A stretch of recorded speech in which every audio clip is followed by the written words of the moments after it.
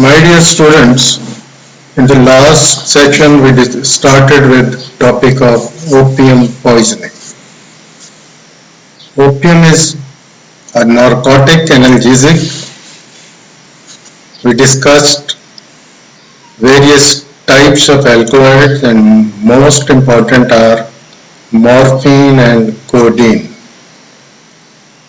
We also tried to know how to obtain opium from unripe capsule.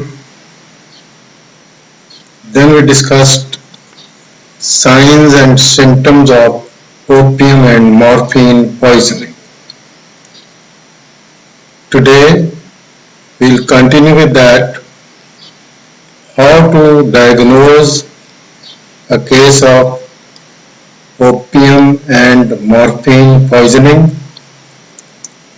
What are the conditions and poisons which resemble poisoning with opium, that is differential diagnosis.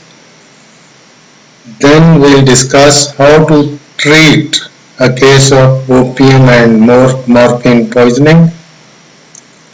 After that, autopsy findings, and then finally medico-legal aspects. Now, how to diagnose a case of opium or morphine poisoning? Signs and symptoms we have already discussed. The patient who is brought to emergency ward, his breath gives smell of raw flesh. His pupils are pinpoint. Breathing is depressed. It is Shane-Stokes type of breathing. His lips and fingers may be cyanosed. There may be froth coming from the nose and mouth. There may be profuse sweating and temperature is decreased. Well, there are few other clinical conditions and poisons which resemble opium poisoning, and you have to consider them in differential diagnosis. Number one is cerebrovascular accident, CVA.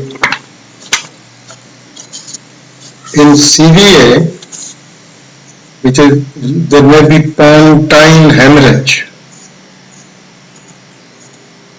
In that case, temperature is increased.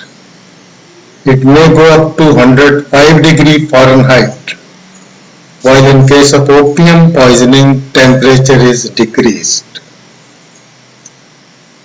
In case of pontine hemorrhage or CVA, there is no raw flesh type of smell. In fact, there is no smell. While smell is very peculiar in opium poisoning. There may be history of hypertension in this case as well. Second condition can be one of the metabolic conditions like diabetes or uremia.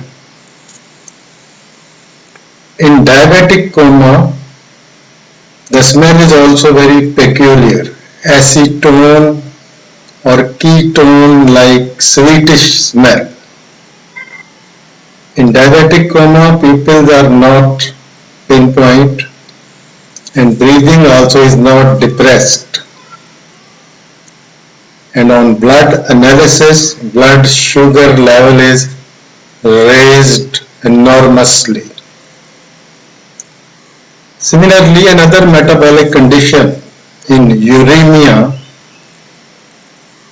if you perform chemical analysis of blood, serum creatinine level and blood urea level is raised, and there is ammonia-like smell. There is not raw flesh-like smell. there is ammonia-like smell. Another condition or poison, alcoholic poisoning. In alcoholic poisoning, eyes are red, there may be slurring of speech if person is not in coma. Smell is also very peculiar, that of methylated spirit. Next condition to be considered in differential diagnosis is carbolic acid poisoning. In carbolic acid poisoning, people are contracted, but there is phenolic smell. Respiration is not depressed. Next condition can be organophosphate compound poisoning. In this case, smell is of kerosene oil and there is a typical slurred response. That means salivation, lacrimation, urination and defecation, which is missing in opium poisoning. So these are the conditions which are to be considered for differential diagnosis. How to treat a case of opium or morphine poisoning? If person has taken opium and reaches the hospital timely, stomach wash must be performed. It should be performed with potassium permanganate and one should go on doing it till clear fluid comes out. As morphine is re-excreted in stomach after absorption, so even if it is given in injection form, stomach wash can be done and it is of some value. Specific antidotes in opium or morphine poisoning. Nalorphine can be given 5 to 10 milligrams after every 15 minutes and you can give up to 45 milligrams of nalorphine. Go on giving it till 45 milligrams are complete or pupils dilate and there is improvement in respiration. You can also give naloxone 0.4 to 0.8 milligram intravenously or intramuscularly. It can be repeated after every 10 to 15 minutes till 10 milligrams have been given. Give oxygen. You can have to give artificial respiration. At times antibiotics have to be given prophylactically and poison can be removed through purgation as well.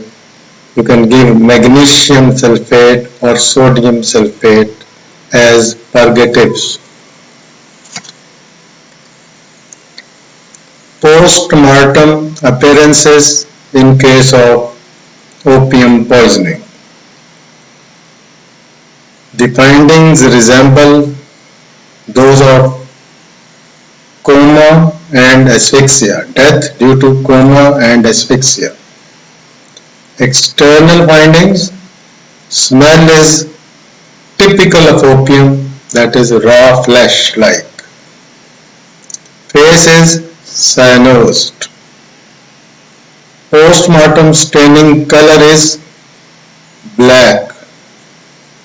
There may be froth at the mouth and nose. Internal findings, if you open the stomach, you may find lumps of opium present there. There will be marked venous congestion in trachea, in bronchi, in lungs, and in brain. Lungs are edematous and blood is dark, blackish. Specimens to be collected in a suspected case of opium poisoning. You can collect routine viscera, that is stomach and its contents, piece of small intestine and its contents, pieces of liver, spleen and kidneys. You can collect sample of blood. You must collect sample of bile and specimen of brain as well in such cases.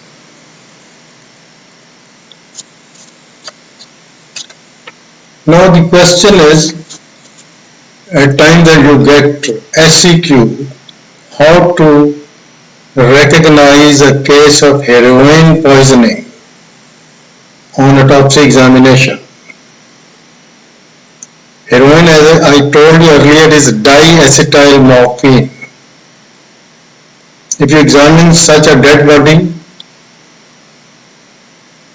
the clothes are dirty, body is emaciated, hygienic conditions are very poor, and there are prick marks, injection marks on the forearms. And internally there are findings of asphyxia. You can send the specimens for chemical analysis to detect diacetyl morphine, which in fact is heroin. Medico-legal aspects. When death is due to opium or morphine, it is painless. So some people like to commit suicide using this poison. In children, death can occur accidentally. Homicidal is very rare. In few countries of the world, morphine is used for the purpose of physician-assisted suicide, that is, for mercy killing.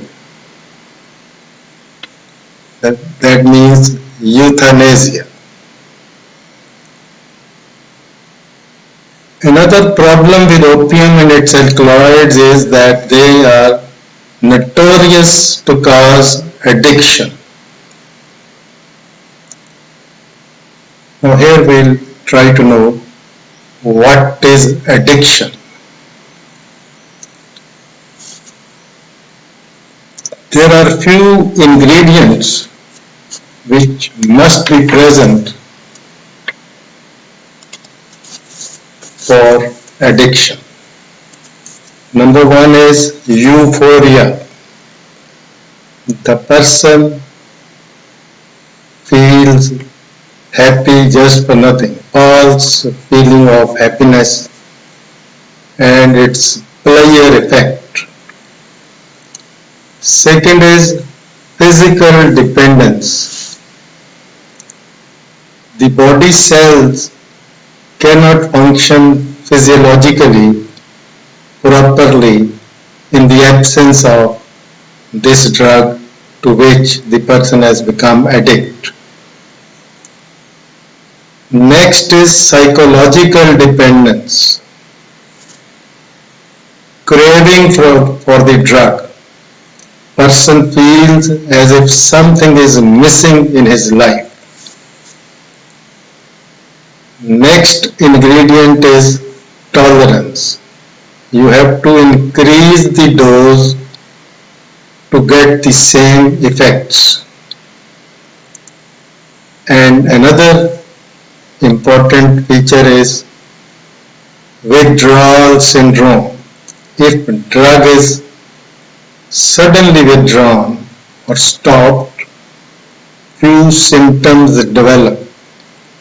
Person becomes restless, There are severe aches and pains, there is constipation, there may be delirium, there may be hallucinations, and the person becomes morally deteriorated. He is always obsessed how to get this drug of addiction, and for this he can tell a lie, and he is no more an upright person. So moral deterioration is also one of the ingredients of addiction.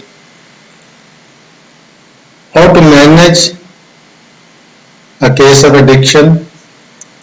There should be gradual withdrawal of the drug. Substitute it with some other drug like methadone or benzedrine. Give the person adequate food. Encourage him to do exercise. Nursing care must be provided, and psychotherapy is also of help. Well, we have completed the topic of opium poisoning. Thank you very much.